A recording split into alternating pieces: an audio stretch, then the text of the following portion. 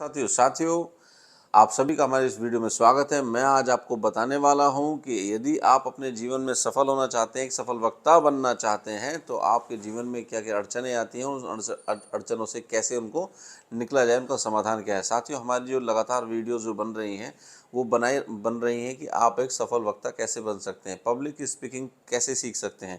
साथियों, आप सभी जानते हैं पब्लिक स्पीकिंग के नाम पर महंगे महंगे कोर्स बेचे जा रहे हैं, लेकिन मैं आपको अपनी फ्री वीडियो के माध्यम से आपको बता रहा हूं कि आप अपनी स्पीकिंग को कैसे बेहतर किया जाए, आप अपनी स्पीकिंग को कैसे बेहतर करके अपने जीवन को सफल बनाएं। साथियों, सफल वक्ता के जीवन में सबसे बड़ी जो समस्या आती है वो होती है, जो उसके आड़े आती है और उसको जो डाउन करती है वो होती है उसकी घबराहट।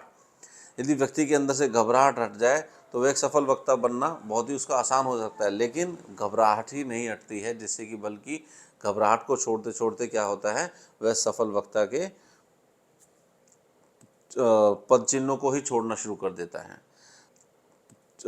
तो मैं आज आपको अपनी इस वीडियो में बताने जा रहा हूं कि आप एक सफल वक्ता कैसे बने, सफल वक्ता के रास्ते में जो आने वाली जो समस्याएं हैं उनको कैसे दूर किया जाए, और जो आपको घबराहट होती है, जो आपके पैर कप कपाते हैं, उनसे कैसे निजात पाया जाए।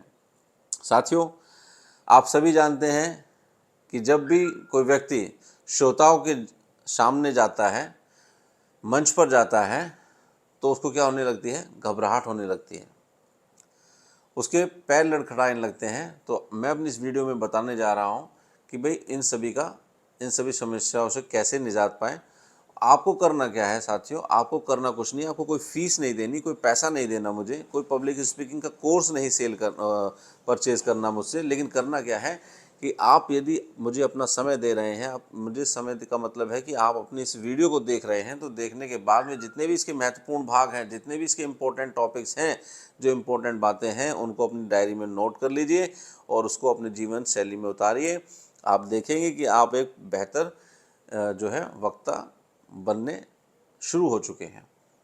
तो उसके लिए करना क्या है, करना सिर्फ यही है कि लगातार आप सभी वीडियो को देखें, उसके जितने भी इम्पोर्टेंट जो पार्ट हैं उनको अपने डायरी में लिखें और अपने लाइफ में उसको उतारना शुरू करें। साथियों, सबसे पहले मैं आपको बताता हूं कि जब भी एक जो सफल वक्ता जो होता है, सफल वक्ता जब हम बनते हैं साथियों, सफल वक्ता कोई, मैंने पिछली भी वीडियो में बताया कि कोई जन्मजात नहीं होते, यहीं पर सीखते हैं और यहीं पर उनको सीख सीख कर आगे बढ़ते हैं और एक सफल वक्ता बनते हैं। साथियों, जब एक कोई भी व्यक्ति जब मंच पर जाता है तो उसको क्या होती है, घबराहट होती है। तो घबराहट होने के बहुत सारे कारण होते हैं।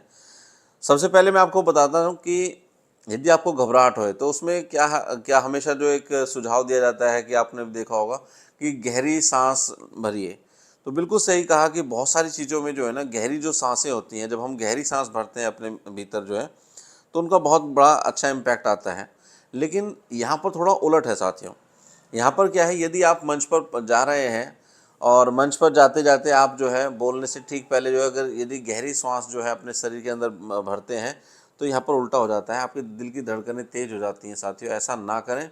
गहरी सांस जो है कब भरनी है वो भी मैं आपको बताऊंगा। यदि आप मंच पर गहरी सांस भरना शुरू कर देते हैं तो आपको फ़ायदे की जगह नुकसान होना शुरू हो जाएगा साथियों। तो उसमें ऐसे में क्या होगा कि आपका जो अपने जो स्वर तंतु हैं उन पर जो है नियंत्रण खो जाएगा और आप जो है होपलेस होना शुरू हो जाएंगे, भूलना शुरू हो जाएंगे और आपके दिल की धड़कनें तेज़ हो जाएंगी।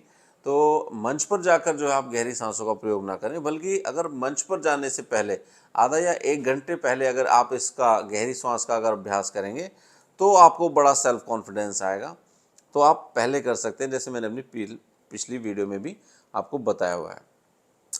तो साथियों, नंबर दूसरा पॉइंट जो है, आपको किसी भी प्रकार की घबराहट ना हो, आप अच्छी तरह से मंच पर जाकर बोल सकें, उसके लिए नंबर दूसरा पॉइंट जो है, पहला मैंने बता दिया है कि गहरी सांसों का क्या महत्व होता है, कब गहरी सांस भरनी चाहिए, कब नहीं भरनी चाहिए।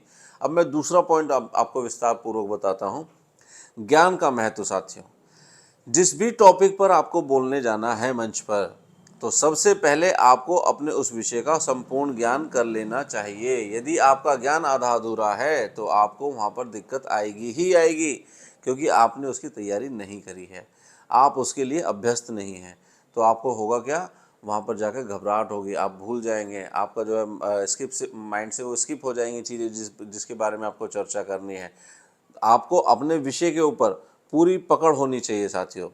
आपको अपने विषय पर कब, कहाँ, कैसे और क्यों, इन सभी सवालों का जवाब आना चाहिए।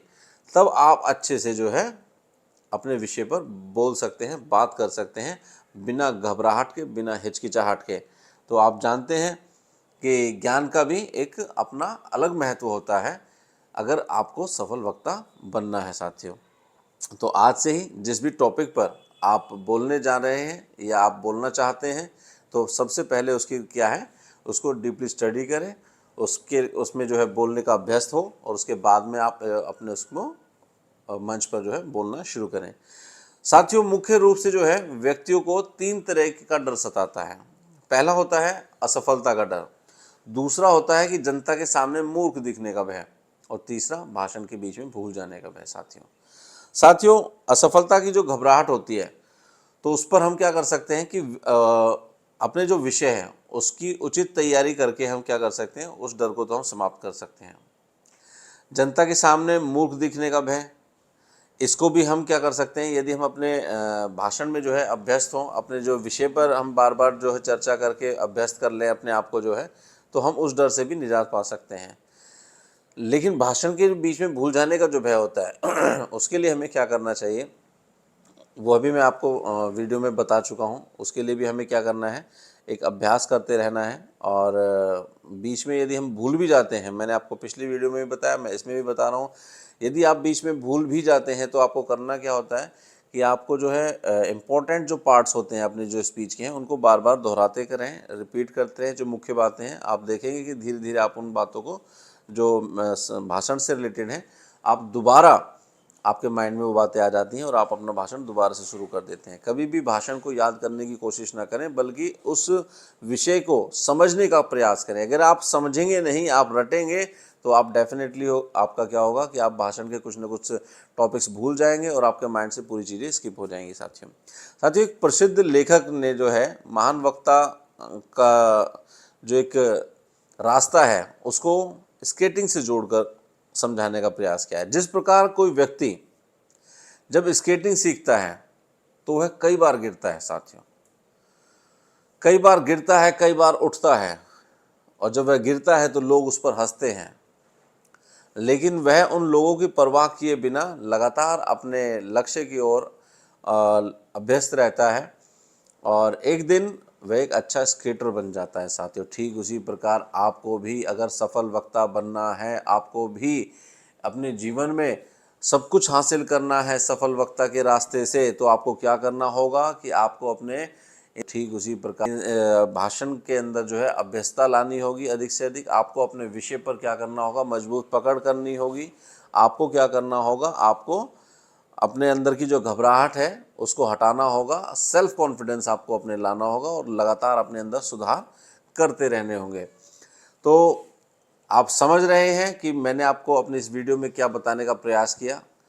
जिस चीज़ के लिए, जिस चीज़ को पढ़ने और समझने के लिए, सीखने के लिए पब्लिक स्पीकिंग के नाम पर बहुत महंगे महंगे कोर्स बेचे जा रहे हैं बाहर, मैं आपको अपनी इस वीडियो के माध्यम से लगातार फ्री में कंटेंट दे रहा हूं साथियों।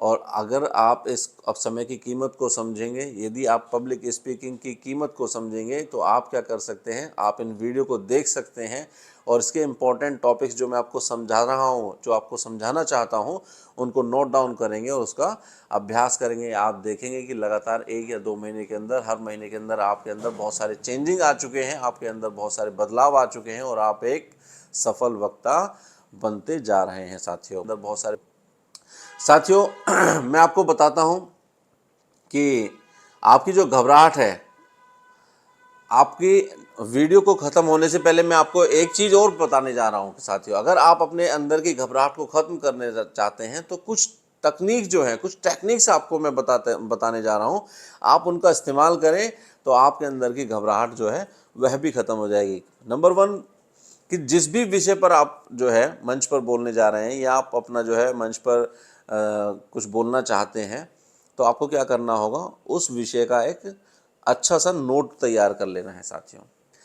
नंबर 2, जब आप मंच पर खड़े होकर जो है भीड़ को संबोधित करने जा रहे हैं, आप भीड़ को देखते हैं और आपको घबराहट हो रही है, थोड़ा बेचैनी हो रही है, सांस जो है फूलना शुरू हो गई है, पैर लड़खड़ाने शुरू हो गए हैं, तो घबराने की कोई बात नहीं है साथियों। आपको करना क्या है, आपको भीड़ में से ही एक व्यक्ति को जो है देखकर अपने भाषण की शुरुआत कर देनी है और आप लगातार बोलते रहना है। इस तरह से यदि आप करेंगे, इस टेक्निक का इस्तेमाल करेंगे, तो आप देखेंगे कि आप अच्छा बोल पा रहे हैं, अच्छी तरह से बोल पा रहे हैं। नंबर 3 पॉइंट साथियों, यदि आप अपने भाषण को मंच पर भूल जाते हैं और आपने कोई नोट भी नहीं तैयार किया है, सबसे पहले तो मैं ये कहता हूँ कि कभी भाषण को याद ही नहीं करना चाहिए। भाषण को, जिस भी विषय पर आप स्पीच देने चाह रहे हैं, उसको समझना चाहिए, विषय को समझना चाहिए, ना कि विषय को याद करना चाहिए। क्योंकि याद अगर हम करते हैं, उसमें से 1 या 2 लाइनें भी अगर भूल जाते हैं, तो हमें पूरा भाषण हमारे माइंड से स्किप हो जाता है। तो अगर विषय को आप समझेंगे तो आप उसको लगातार उसको बोल सकते हैं, बेशक कितनी भी लाइनें आपके बीच से गायब हो जाएं। तो अगर आपको करना क्या है, यदि आपने कोई नोट भी तैयार नहीं करा है और आप मंच पर जो है भाषण को भूल चुके हैं, तो आपको घबराना नहीं है साथियों। करना क्या है कि भाषण की जो मुख्य बातें लगातार आप उनको दोहराते रहिए। आप देखेंगे कि दोहराते दोहराते क्या होगा, आपके माइंड के अंदर जो भाषण की जो मुख्य बातें हैं वो वापस आ जाएंगी और आप फिर दोबारा से बोलना शुरू कर देंगे साथियों। यदि आप घबरा जाएंगे तो आपके माइंड से सब कुछ गायब हो जाएगा। तो आपको करना क्या है, मैंने आपको अपनी इस वीडियो में बताया। आप इनका अभ्यास करिए साथियों, एक स्केटर की तरह अभ्यास करिए, लगातार आप गिरते रहिए, कोई भी बेहतर नहीं होता।